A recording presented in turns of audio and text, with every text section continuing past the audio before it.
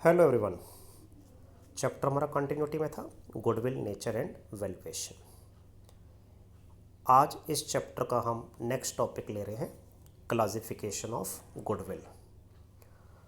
Goodwill दो तरह की होती हैं। Number 1 purchased goodwill and number 2 self generated goodwill, जिसे हम नॉन परचेज्ड गुडविल और इनहेरेंट गुडविल भी कहते हैं। तो फर्स्ट ले रहे हैं बेटा हम इसमें परचेज्ड गुडविल। परचेज गुडविल जैसे कि नाम से ही क्लियर है, ऐसी गुडविल जिसे हमने परचेज किया है, जिसके बदले हमने कुछ पेमेंट की है, चाहे वो पेमेंट हमने कैश में करी हो या फिर इन काइंड्स करी हो। जब हम किसी का बिजनेस परचेज करते हैं तो उस बिजनेस की जितनी भी नेट एसेट्स हैं, नेट एसेट्स का फॉर्मूला होता है assets minus liabilities. Liabilities that is external liabilities. तो एसेट्स में से एक्सटर्नल लायबिलिटीज़ को माइनस करके हम बिजनेस की नेट एसेट्स को फाइंड आउट करते हैं। फिर उस नेट एसेट्स का कंपैरिजन करते हैं परचेज कंसीडरेशन से, यानी हमने उसका बिजनेस कितने में परचेज किया। तो परचेज प्राइस को नेट एसेट्स से कंपेयर करते हैं। अगर परचेज प्राइस नेट एसेट से ज़्यादा होता है तो उस एक्सेस अमाउंट को हम गुडविल कहते हैं। अकाउंटिंग स्टैंडर्ड 26 जो AS 26 है वो प्रेस्क्राइब करता है कि ऐसी गुडविल को हमें रिकॉग्नाइज करना चाहिए, ऐसी गुडविल को हमें बैलेंस शीट की एसेट साइड में शो करना चाहिए, क्योंकि इसके बदले हमने कुछ पेमेंट करी हैं और इस गुडविल को हमें जितना जल्दी हो सके उसको एमोर्टाइज्ड कर देना चाहिए, राइट ऑफ कर देना चाहिए और with in the useful economic life हमें इसको राइट ऑफ कर देना चाहिए।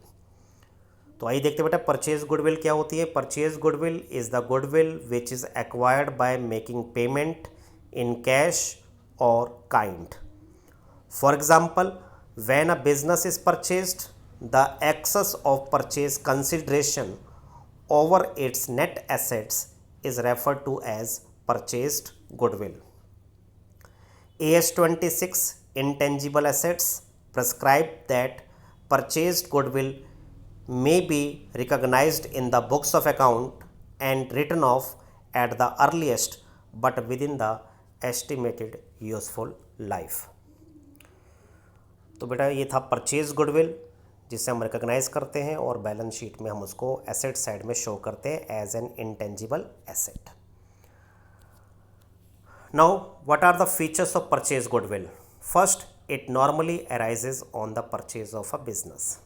ये तभी अराइज होती हैं जब हम किसी का बिजनेस परचेज करते हैं और परचेज जो हम करते हैं उसका परचेज कंसिडरेशन ज़्यादा है as compare to net assets. जब परचेज प्राइस नेट एसेट से ज़्यादा होता है तो उसको हम गुडविल कहते हैं। तो ये परचेज बिजनेस को परचेज करने पर ही अराइज होता है। Second, it is record in the books of accounts because consideration is paid for it. इसे बुक्स ऑफ अकाउंट्स में रिकॉर्ड करेंगे क्योंकि हमने इसके लिए कुछ पेमेंट करी है। Number third, it is shown in balance sheet as an asset. मैंने बताया ये हमारी बिजनेस की एसेट है और कौन सी एसेट है, इंटेंजिबल एसेट, और ये वैल्यूएबल एसेट है। Number fourth, it is amortised over its useful economic life. तो इसको हम जितना जल्दी हो सके इसको हम एमोर्टाइज्ड करते हैं, राइट ऑफ करते हैं और with in the economic useful जो उसकी लाइफ है उसमें ही हम इसको राइट ऑफ कर देते हैं। सेकंड है इसमें सेल्फ जनरेटेड गुडविल। नाम से क्लियर है, ऐसी गुडविल जिसके लिए हमने कोई पेमेंट नहीं करी है, जिसको हमने इंटरनली सेल्फ जनरेट किया है। और ये गुडविल कैसे सेल्फ जनरेट होती है, कैसे अराइज होती है, जब एक बिजनेस का ओनर अपने कस्टमर्स को वैल्यूएबल सर्विसेज प्रोवाइड करता है, बेस्ट सर्विसेज प्रोवाइड करता है, उनको सेटिस्फाई करता है और उसका बिजनेस जो है फेवरेबल लोकेशन पर है, उस बिज़नेस की जो मैनेजमेंट है वो भी एफिशिएंट है और ये कोई वन टाइम प्रोसेस नहीं होना चाहिए, ये ऑन गोइंग प्रोसेस होना चाहिए। मतलब हर बार ये नहीं कि आपने एक बारी बेस्ट सर्विसेज प्रोवाइड कर दी, बेस्ट क्वालिटी का एक बारी आपने प्रोवाइड कर दिया, उसके बाद अच्छा प्रोडक्ट देना बंद कर दिया, नहीं, ये ऑन गोइंग प्रोसेस है, बार बार आपको ऐसा करना पड़ेगा। मैनेजमेंट को हर टाइम अपनी एफिशिएंसी शो करनी पड़ेगी, बेस्ट सर्विसेज आपको बार बार प्रोवाइड करनी पड़ेंगी, कस्टमर के साथ ऑनेस्टली आपको बिहेव करना पड़ेगा। तो ये चीज़ें जब आप बार बार करेंगे तो उससे आपका कस्टमर इंक्रीज़ होगा, उससे आपके प्रॉफिट्स इंक्रीज़ होंगे और उससे आपकी गुडविल जनरेट होगी। ऐसी गुडविल को हम सेल्फ जनरेटेड गुडविल कहते हैं। तो देखिए बेटा क्या होता है self generated goodwill. Self generated goodwill is the goodwill which is not purchased for a consideration but is earned by the efforts of the management or partners. It is an internally generated goodwill which arises from a number of factors such as efficient management, favorable location, good quality of products, etc. etc. और ये जो सारे factor हैं बेटा, ये that should be an ongoing process, ये ongoing process होने चाहिए, बार बार होने चाहिए, due to which it is able to earn higher profits. इससे फिर वो हायर प्रॉफिट्स अर्न करेगी, उससे उसकी गुडविल इंक्रीज़ हो जाएगी। ऐसी गुडविल को हम सेल्फ जनरेटेड गुडविल कहते हैं। Features of self generated goodwill, क्या फीचर्स होती हैं सेल्फ जनरेटेड गुडविल की? It is generated internally generally over the years. ये इंटरनली जनरेट होती है, किसी का बिजनेस परचेज करने से ये जनरेट नहीं होती। जो बिज़नेस अपने कस्टमर्स को बेस्ट क्वालिटी का प्रोडक्ट्स देगा, ऑनेस्टली उनके साथ बिहेव करेगा, अच्छी सर्विसेज प्रोवाइड करेगा और वो बार बार ऐसा करेगा, तो उससे जो उसकी सेल इंक्रीज़ होगी, कस्टमर इंक्रीज़ होंगे, सेल इंक्रीज़ होगी, प्रॉफिट इंक्रीज़ होंगे, तो उससे उसकी गुडविल जनरेट हो जाएगी। तो ये नंबर ऑफ़ ईयर्स में जाके गुडविल जनरेट होती है। Second, it's valuation is subjective assessment of the valuer being not based on an evidence. इसकी जो वैल्यूएशन है वो सब्जेक्टिव होती है, वैल्यू टू वैल्यू डिफ़र करती है, ये किसी एविडेंस पर बेस्ड नहीं है।